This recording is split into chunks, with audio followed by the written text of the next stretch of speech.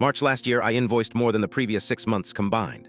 By August, I was staring at a credit card bill I couldn't pay and wondering if I should just get a real job. Here's the part nobody posts after the "I made 40,000 this quarter" tweet, the part where the money's gone. The clients are quiet, and every finance app on your phone is screaming red numbers at you because they were built for people who get paid every 2 weeks like clockwork. This is the story of how I accidentally discovered the most dangerous psychological trap in freelancing, and why your brain is basically programmed to sabotage you the moment things start going well. Because it turns out, sudden money doesn't make you rich, it makes you stupid. Let me take you back to February 2023. I was a freelance copywriter making about $3,000 a month, enough to pay rent, buy groceries, and occasionally pretend I wasn't checking my bank balance before ordering coffee. Standard freelancer life. Feast or famine, but mostly famine with the occasional gas station burrito feast. Then March happened. A client I'd worked with before came back with a project. Not just any project, a complete rebrand for their company launch. The budget, $15,000. I literally stared at the email for 10 minutes thinking it was a typo. It wasn't. But here's where it gets interesting. That first big win triggered something psychologists call the recency bias. My brain basically decided that $15,000 projects were now normal. And when you think big money is normal, you start making decisions like big money is guaranteed. Within 2 weeks, I had signed 2 more similar projects. April invoices, $18,000. May invoices, $22,000. I was making more in a month than I used to make in 6. And my brain was absolutely convinced this was my new baseline.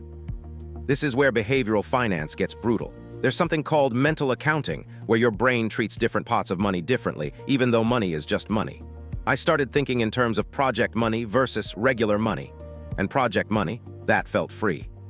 So I upgraded everything. New laptop, because obviously I needed professional equipment for these professional clients. New desk setup, better camera for client calls. I justified every purchase as a business investment, which is just a fancy way of saying I was lying to myself, but creatively. But the real damage wasn't the equipment. It was the lifestyle inflation. Suddenly, $20 lunches didn't feel expensive. Neither did the $40 Uber instead of the subway. Or the streaming services I forgot I was paying for because, hey, what's $9.99 when you're making $20,000 a month? Here's the part that's going to hurt. A 2025 study found that 73% of Americans feel financially behind and are seeking faster paths to their goals.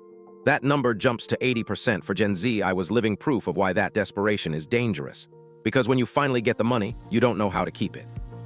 June rolled around and something shifted. The big projects started wrapping up.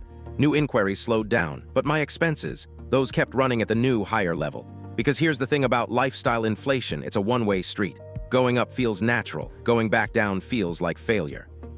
This is where the psychology gets really twisted. I had what behavioral economists call overconfidence bias.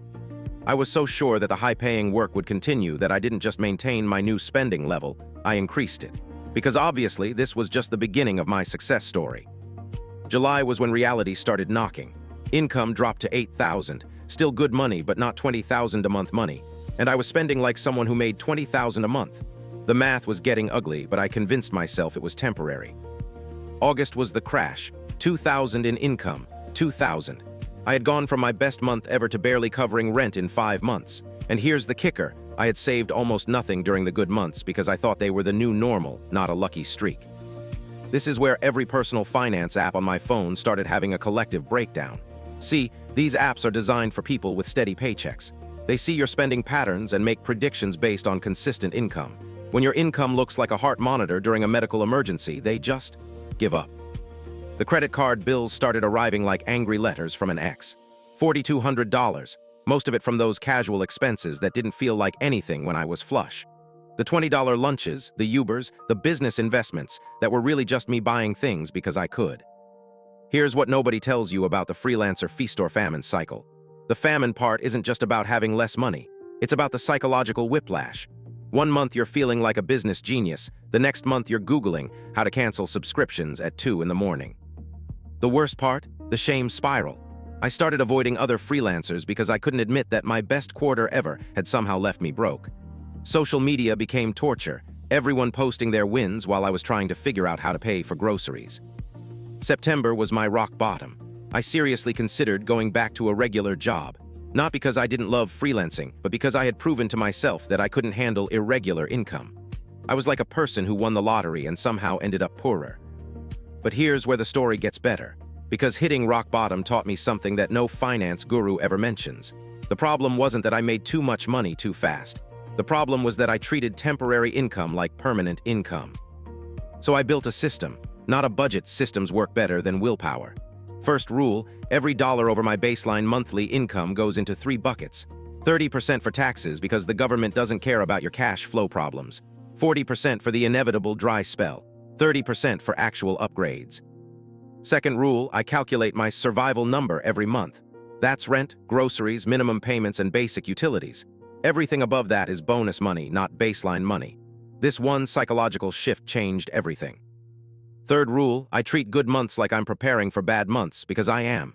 The feast isn't a reward for surviving the famine. The feast is preparation for the next famine. It's like squirrels, but with less cute cheek stuffing and more spreadsheet anxiety. The results, last year I had another great quarter, not quite as high as that first one, but close. This time, when it ended, I was ready. I had 6 months of expenses saved, my taxes were covered, and I didn't have to cancel a single subscription.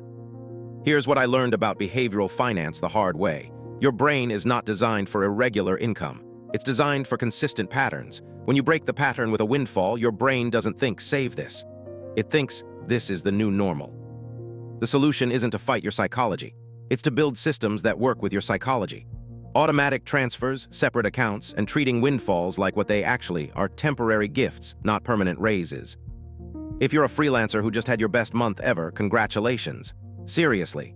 But do me a favor before you upgrade anything, ask yourself one question. If this was your last good month for 6 months, would you still make this purchase? Because the difference between freelancers who thrive and freelancers who survive isn't talent or luck. It's understanding that in the gig economy, your biggest enemy isn't competition or market downturns. It's your own brain's inability to handle good news. Next week, I'm covering the 3 financial apps that actually work for irregular income, and the 5 that will make your life worse. Because apparently, not all money management tools understand that some of us get paid like we're running a lemonade stand in a hurricane.